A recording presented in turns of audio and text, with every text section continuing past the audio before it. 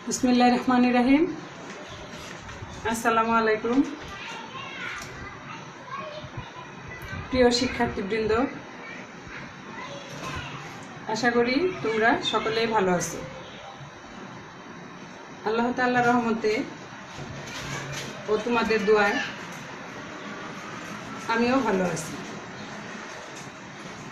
আমার এই ক্লাসে আমি তোমাদেরকে স্বাগতম জানাচ্ছি।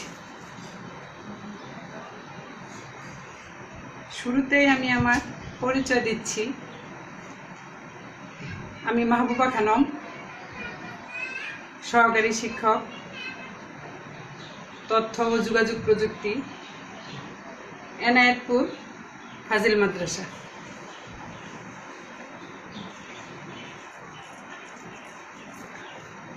তথ্য ও যোগাযোগ প্রযুক্তি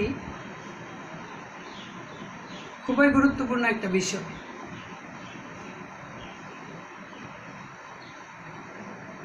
প্রাত্যহিক জীবনে তথ্য ও যোগাযোগ প্রযুক্তি অর্থাৎ কর্মক্ষেত্রে তথ্য ও যোগাযোগ প্রযুক্তি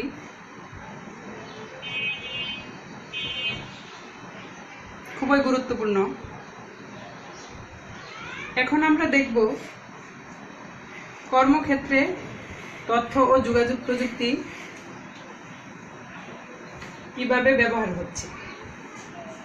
তথ্য ও যোগাযোগ প্রযুক্তির বিকাশ কিন্তু কর্মক্ষেত্রে বিশালভাবে ব্যবহার প্রভাবিত করছে কর্মক্ষেত্রকে। প্রথমে আমরা আসি ডিজিটাল কাজে।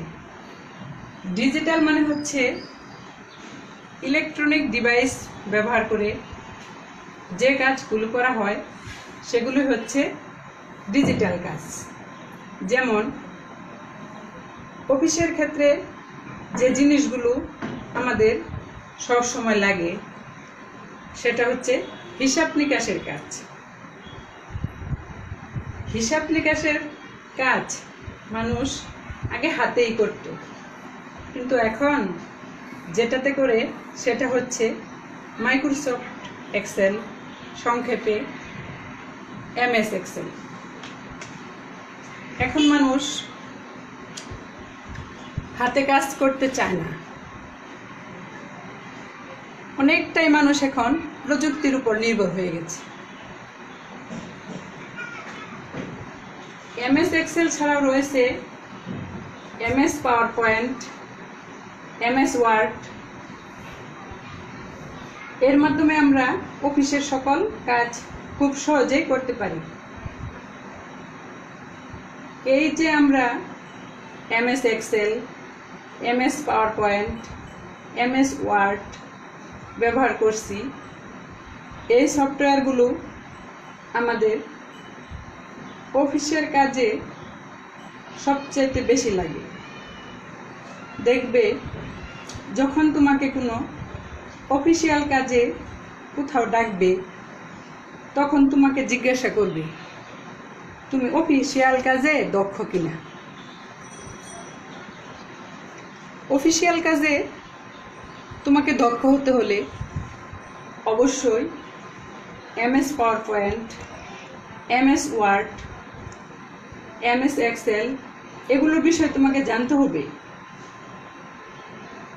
MS Excel, MS PowerPoint, MS Word ব্যবহার শিখতে হবে।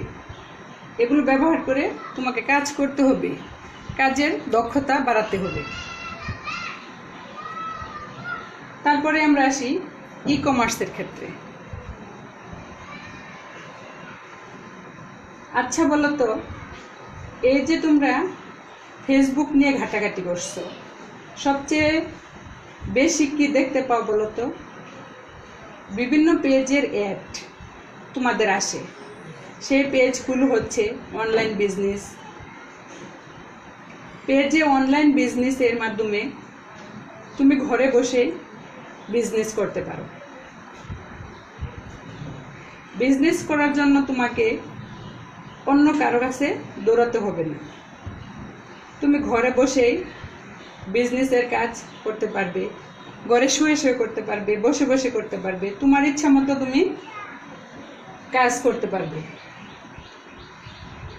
ই কমার্স কিন্তু কর্মক্ষেত্রে তথ্য ও যোগাযোগ প্রযুক্তিরই একটি প্রয়োগ।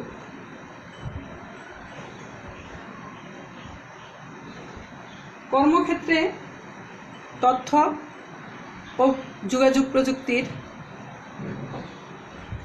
অবদান গুরুত্ব অনস্বীকার্য। মোবাইল ব্যাংকিং, ধরো আগে তোমার দূরে টাকা পাঠাতে গেলে অনেক কষ্ট করতে হতো।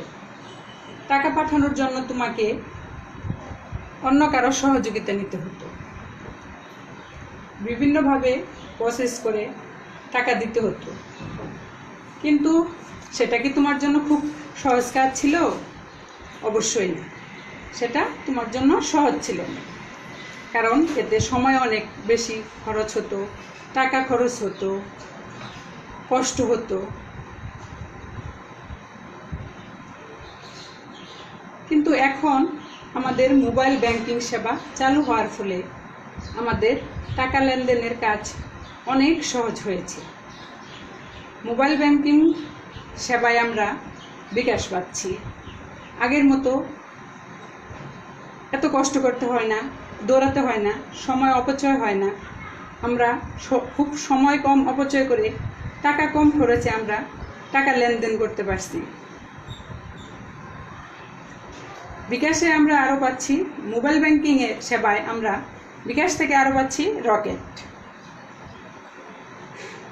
বিকাশ, রকেট এগুলোকে বলা হয় মোবাইল ওয়ালেট।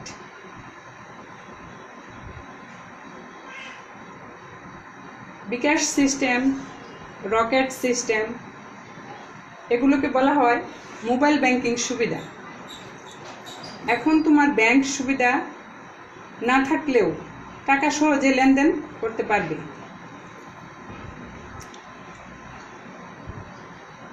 পরের বিষয়টা হচ্ছে electronic voting machine. Electronic voting machine আমাদের বিভিন্নভাবে সুবিধা দিচ্ছে। ইলেকট্রনিক ভোটিং মেশিন আমাদের ভোটিংয়ে সহযোগিতা করছে। ইলেকট্রনিক ভোটিং মেশিনের সাহায্যে খুব সহজে ভোট পড়ছে। ভোট দিতে খুব সময় কম খরচ হচ্ছে, কষ্ট কম হচ্ছে, সময় বাড়ছে, খুব সহজে ভোট গণনা করা যাচ্ছে। আমরা ডিজিটালি ভোট কাউন্ট করতে পারছি। আমাদের অনেক বেশি সময় সেভ হচ্ছে। এই আলোচনায়, এই ভিডিওতে আমরা দেখতে পারলাম কর্মক্ষেত্রে তথ্য ও যোগাযোগ প্রযুক্তি কিভাবে ব্যবহার হচ্ছে। এখন তোমাদের কাছে আমার টাস্ক হলো কর্মক্ষেত্রে তথ্য ও যোগাযোগ প্রযুক্তি আরও কিছু ব্যবহার লিখে নিয়ে আসবে। কর্মক্ষেত্রে তথ্য ও যোগাযোগ প্রযুক্তির এই কয়টাই ব্যবহার হতে পারে না, আরো অনেক ব্যবহার রয়েছে যা তোমরা খুঁজে বের করবে। তোমরা কমেন্টসের মাধ্যমে তা আমাকে জানাবে।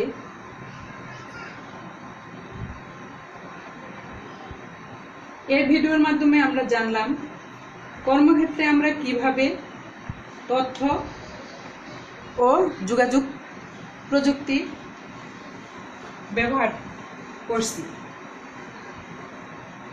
কর্মক্ষেত্রে তথ্য ও যোগাযোগ প্রযুক্তির বহু ব্যবহার রয়েছে, তার মধ্যে আমরা কয়েকটা বিষয় নিয়ে আলোচনা করলাম। আশা করি আমার এই আলোচনা, আমার এই ভিডিও তোমাদের ভালো লেগেছে। সকলেই তোমরা সুস্থ ভালো থাকবে, দোয়া করি আমার জন্য সকলে দোয়া করবে। পরবর্তী ক্লাসে আমরা নতুন কোনো বিষয় নিয়ে আলোচনা করব। পরবর্তী ক্লাসে আবার সকলের সাথে সাক্ষাৎ হবে। আল্লাহ হাফেজ, আসসালামু আলাইকুম।